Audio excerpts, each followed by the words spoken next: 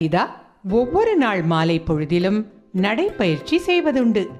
ஒரு காலியான சாப்பாட்டு பாத்திரத்தையும் மற்றும் ஒரு பெரிய தண்ணீர் பாட்டிலையும் எடுத்துச் செல்வாள். அவளுடைய சமையல் அறைதான் அவளது முதல் நிறுத்தமாக இருக்கும். தயவு செய்து கொஞ்சம் சமைக்கப்படாத அரிசியை எனக்கு தருவீர்களா? 2 எட்டுகளில் காய்கறி வண்டியை சென்றடைவாள். எத்தனை நசுங்கிய தக்காளிகளை நான் இன்றைக்கு எடுத்துக்கொள்ளலாம்? அங்கிருந்து 3 எட்டில் தேநீர் கடையை சென்றடைவாள். ஏதாவது உடைந்த பிஸ்கெட்டுகள் இருக்குமா?